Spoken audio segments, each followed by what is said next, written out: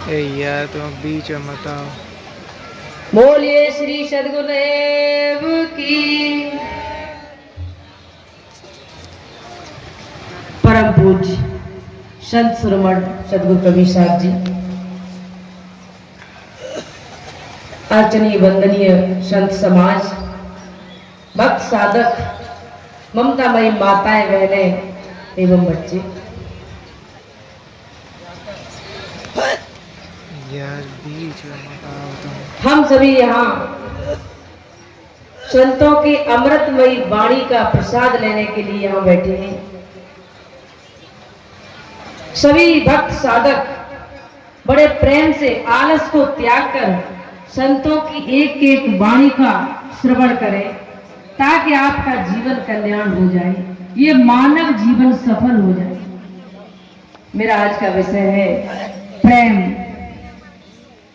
जिस प्रेम के लिए हर व्यक्ति तरसता है और दूसरे से चाह करता है कि मुझे प्रेम मिल जाए, लेकिन कभी सोचा है इस संसार में जो आप देते हो बदले में वही आपको मिलता है।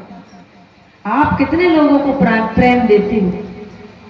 सद्गुरु कबीर साहब ने कहा है कि प्रेम न वाणी उपजे, प्रेम न हाट बिकाए, राजा प्रजा जह रुचे, शीश दिए ले जाए।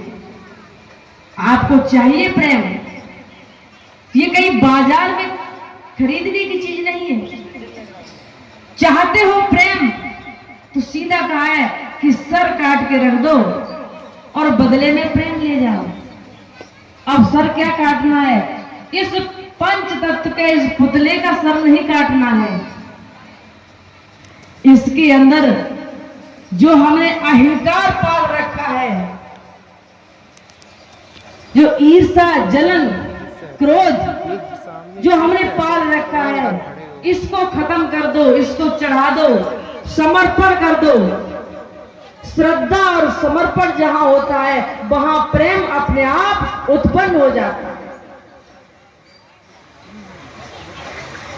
पोथी पढ़ पढ़ जग नुआ, पंडित भया न कोय, और 2.5 अक्षर प्रेम के पढ़े सो पंडित। प्रेम शब्द को कहने में तो 2.5 अक्षर आते हैं, लेकिन समझने में एक जन्म नहीं कितने जन्म निकल जाते हैं। जिस मानव को आत्म प्रेम, आत्म दर्शन, आत्म ज्ञान हो जाता है, प्रेम उसी के अंदर उत्पन्न होता है। और जिसको इस संपूर्ण संसार के प्रत्येक प्राणियों से प्रेम है, उसी को दया और धर्म कहा जाता है। धर्म कोई हिंदू या मुस्लिम या सिख और ईसाई धर्म नहीं होता है। धर्म कोई बांधने वाला धर्म नहीं होता है। धर्म हत्या, पाखंड, आडंबर को धर्म नहीं कहते। सिर्फ दया और प्रेम है, वही धर्म है। एक शायर ने बड़ा अच्छा शेर लिखा है, सिर्फ अर्थ उसको हमें अपने हिसाब से समझना है कि अपने महबूब से मोहब्बत क्या हुई, सारी दुनिया मेरी प्रेमिका हो गई। एक मन कह रहा है हमारा कि अपने महबूब से मोहब्बत क्या हुई। महबूब वो आत्मा, चेतन जीव, उससे जिसका लगाव हो जाता है, मोड़ हो जाता है, दिशा बदल लेता है मन, उसको समझ लेता है कि वास्तविक चेतन आत्मा क्या है। वो कहता है कि जिस व्यक्ति को सद्गुरुदेव के संकेत मात्र से, जिसने अपने आप को, अपने स्वरूप को पहचान लिया, अपने होनेपन को महसूस किया है, सारी दुनिया मेरी प्रेमिका हो गई। संपूर्ण संसार के सभी प्राणी, हर चीज उसे प्रिय लगने लगती है, फिर उसे कोई अप्रिय नहीं लगती है। जब पूर्ण प्रेम लगा दिल में, फिर नेम का बंधन छूट गया। उसका ये बंधन छूट जाता है और वो जहां प्रेम होता है, यहां इस आश्रम के मुख्य सद्गुरुदेव, इनके प्रति प्रेम, इनके नाम से प्रेम जब उत्पन्न हुआ तो कहां 1000 किलोमीटर दूर से, यूपी इटावा करहल से खिंचे चले आए, मुझे आना पड़ा। जहां प्रेम होता है, और प्रेम को वही समझ सकता है जिसने अपनी आत्मा को समझा है। आत्मा को समझने के बाद, अपने आप को समझने के बाद, उसका इन वासनाओं से अपने आप दूरी हो जाती है। 5 तत्व के इस बदले में सुचिता साहब जी, आप मंच पर आ जाएं। छत्तीसगढ़ साध्वी सुचिता साहब, जिसके अंदर प्रेम उत्पन्न होता है, और प्रेम हमारे परिवार में नहीं है तो कलह वहां उत्पन्न होती है। प्रेम गुरु और शिष्य के प्रति नहीं है। आपने देखा कि आज सच्चा गुरु और सच्चा शिष्य मिलना मुश्किल है। शिष्य गुरु से ज्ञान भी चाहता है तो प्रेम और समर्पण से नहीं, स्वार्थ और लालच से कि इनसे ज्ञान ले ले और हम अपनी अलग दुकान चलाएं, और उस ज्ञान का गलत जगह गलत तरीके से उपयोग करता है।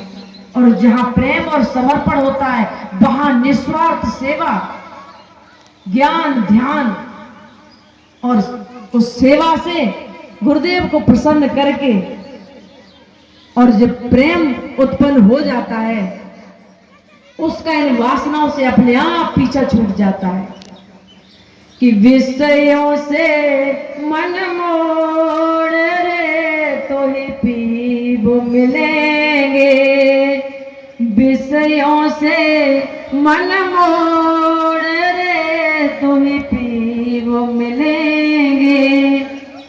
तुझे गुरु मिलेंगे, पीब कहा गया है गुरु को, सदगुरु को। इनसे थोड़ा सा मन को तो मोड़। इस शरीर पंच भौतिक के शरीर की वासनाओं से, विषयों से, काम, क्रोध, लोभ, मोह, अहंकार, शब्द, स्पर्श, रूप, रस, गंध, इनसे थोड़ा हटके अपने आत्म स्वरूप में, आत्म दर्शन में स्थिर तो हो। आत्मज्ञान उत्पन्न होते ही उस मानव को संपूर्ण वसुंधरा, संपूर्ण पृथ्वी पे प्रत्येक प्राणी के प्रति दया और प्रेम उत्पन्न हो जाता है। विषयों में सब जीव दुखी है, मन से पूरा तौल रे तो ही पीब मिलेंगे, विषयों से मन मोड़ रे तो ही पीब मिलेंगे। थोड़ा सा काम, क्रोध, लोभ, मोह, अहंकार से हटके देख, तुझे संसार में प्रेम ही प्रेम मिलेगा। तुझे सब अपने ही नजर आएंगे, कोई बेगाने, कोई पराए। ईर्ष्या, घृणा, द्वेष, नफरत, ये सब कुछ अपने आप हट जाएगी मेरे अंदर से। काम, क्रोध, मद, लोभ, लुटेरे, जन्म जन्म के दुश्मन तेरे, आंख का चश्मा खोल रे तो ये पीब मिलेंगे, विषयों से मन मोड़ रे तो ही पीब मिलेंगे। दुश्मन कोई आपका परिवारी नहीं है, दुश्मन आपका पड़ोसी नहीं है, दुश्मन आपके गांव और शहर वाले नहीं है। दुश्मन है हमारे ही अपने अंदर रहने वाले ये वासनाएं, काम, क्रोध, लोभ, मोह, अहंकार, ये विषय, ये पांचों दुश्मन 24 घंटे मेरे साथ रहते हैं और हम इनको जीत नहीं पाए, इनके ही पीछे पीछे चलने लगते हैं। हमारा मन 24 घंटे इन्हीं 5 विषयों के पीछे पड़ा रहता है। कैसे गुरु मिले, कैसे आत्मज्ञान हो, कैसे वो प्रेम उत्पन्न हो। सतगुरु चरण बेन विश्वासा, सतगुरु चरण बेन विश्वासा, अनहद बाजत ढोल रे तो ही पीबो मिलेंगे, विषयों से मन मोड़ रे तो ही गुरु मिलेंगे। आप सभी सत्संग पंडाल में बैठे हैं, ये विश्वास करके आए हैं कि मेरे जीवन का कल्याण होगा, मेरा मन बदलेगा, सांसारिक से हटके आत्मज्ञान आध्यात्मिक में लगेगा, वासनाओं से हटके सत्संग में लगेगा, गुरु के चरणों में सतगुरुदेव के बैन और चरण उनकी वाणी जो निकलती है वो शब्द मेरे कानों में पड़ेंगे, मेरे मन पे वो प्रभाव पड़ेगा कि वो वासनाओं से हटके अपने आप आत्म स्वरूप में निर्विचार निर्विकल्प होके स्थिर हो जाएगा।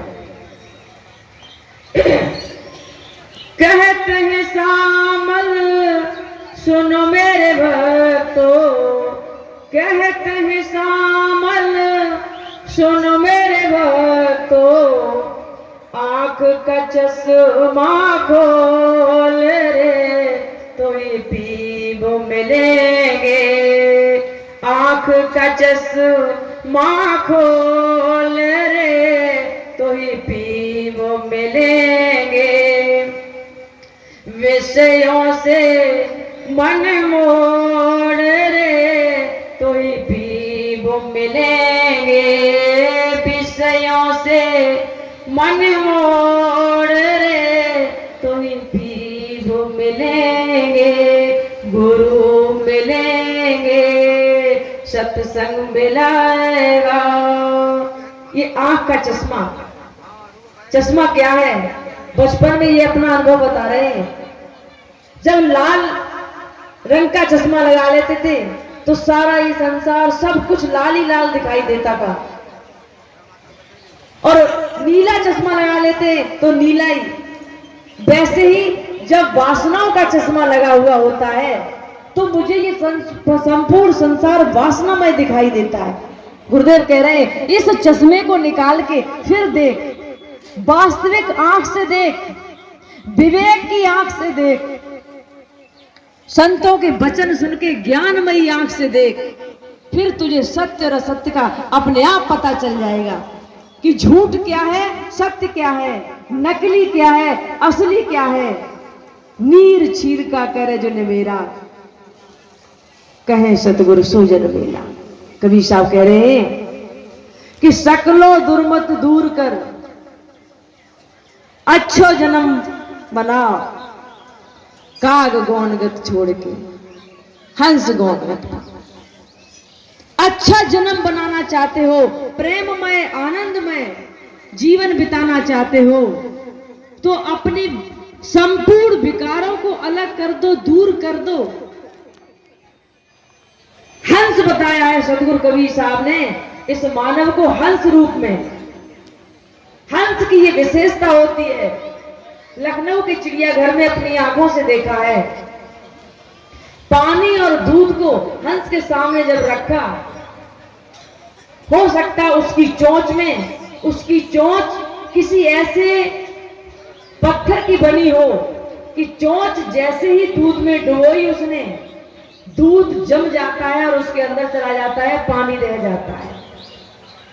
जैसे पनीर बनाते हैं तो जो दूध वास्तविक दूध होता है वो जम के थक्का बन जाता है और पानी रह जाता है। हंस जैसे ही मिले हुए दूध और पानी में अपनी चोंच डालता है, दूध उसमें जम जाता है, उसे निगल लेता है और पानी रह जाता है।